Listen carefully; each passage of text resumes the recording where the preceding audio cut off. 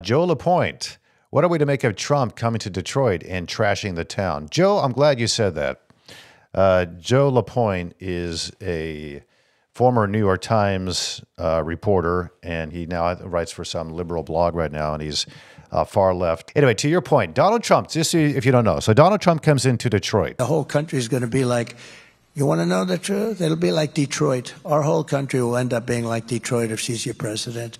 You're going to have a mess on your hands. She destroyed San Francisco. She destroyed, along with Newsom, California. And we're not going to let her do that to this country. He said, listen, if you don't want, I said, I'm paraphrasing, but listen, if you want the world, the rest of the country to be like Detroit, vote for Kamala Harris, because that is what's going to happen. And all the local journalists here and the local, mostly white, liberal politicians, they're pretending they're offended. How dare Donald Trump say such an offensive remark that claims that Detroit is in any way a city that has come into ruin under Democratic leadership over the past, 4 decades? Who would ever think such a thought? And I'm thinking, are these Democrats, I even said this on X last night, I said, why are Democrats so willing to ignore the obvious and feign that they were offended by what is such an obvious statement to the rest of the country? Yes, Detroit is coming back. I love Detroit too. But love means you're going to be honest about some of the things that are wrong in your city. And there's a lot wrong in Detroit. Yeah, the downtown area is coming back. Thankfully, there's billions of dollars being poured in investment because there's money to be made. And all the sports teams move back down to the, downtown Detroit center, Campus Martius area. You've got the Tigers, the Lions, you got the Detroit Pistons and the Red Wings sharing a building as well. So all that's fun and wonderful. But Joe, take a little drive just a few blocks away, either direction. And don't go south because you'll end up in the Detroit River. Even I wouldn't want that to happen to you, Joe. But I'll say this. There's a lot of problems in the city of Detroit. It is one of the leading cities in the country that is ingrained in poverty. So ignoring that, but if you point it out, somehow you're slamming my city. How dare you talk about it?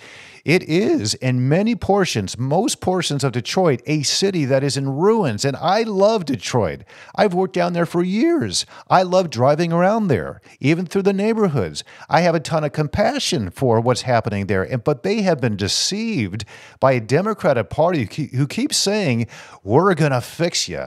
We're going to go into the neighborhoods and turn you around. They haven't done it.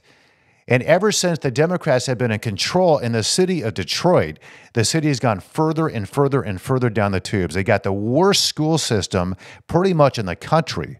I think it's like 6% of the students in the Detroit School District can read? 6%? And these people are going to stand up there and write on Twitter that they're offended that Donald Trump would point out the obvious. And what I put out yesterday on X is like, you cannot fix the problem if you don't honestly identify the problem.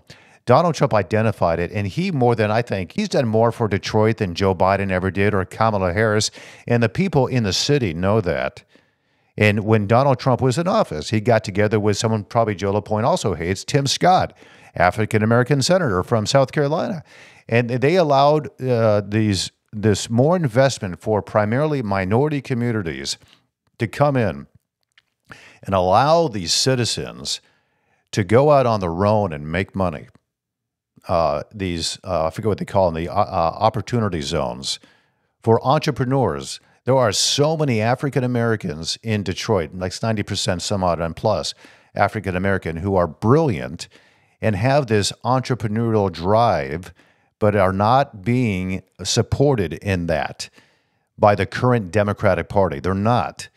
They just keep giving them subsidies, just enough to qualify for subsidies and just enough to keep you right at that around the poverty level. No, let them go out and learn how to, Kamala Harris talks about hopes and dreams and aspirations and an opportunity economy. The opportunity economy is when you pull back government intervention and the subsidies and you give them the tools to go out and make money on their own. That will turn around the city of Detroit. And a lot of, what's the pastor? Pastor Soul in the city of Detroit. Wonderful gentleman. And when Donald Trump came to his church a few months back, he said to Donald Trump, he goes, "You're the only one that's come to visit us. Kamala Harris hasn't come here. Joe Biden hasn't come here. I think he even said Barack Obama never came. But Donald Trump, you're willing to sit down in front of us and take the heat, take the tough questions, and answer them in the way you see fit." And I think Thomas, I forget his name, Pastor Sowell, I believe.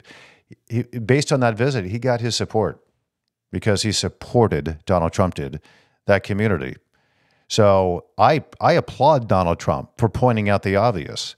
And all you offended individuals, feigning offense to that comment, including these journalists and these newspapers, it's ridiculous.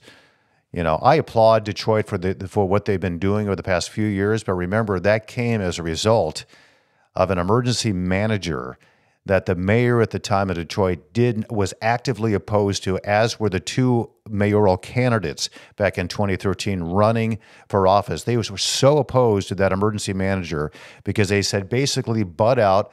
Detroit is our city, and we don't need these outsiders coming in telling us how to run our cities. Yes, you do. And thankfully that happened, again, against opposition, against the current politicians, by the way, who are still there. The emergency manager came in, and it was bankruptcy. You had to do this. Rick Snyder was a part of this. That is what helped turn around the city of Detroit, to wipe clean their debt that they accumulated over all those years. So, yeah, I do think Donald Trump said the right thing in an environment that he knew he was going to get pushback, but he said it anyway, and there's a lot of courage to do that.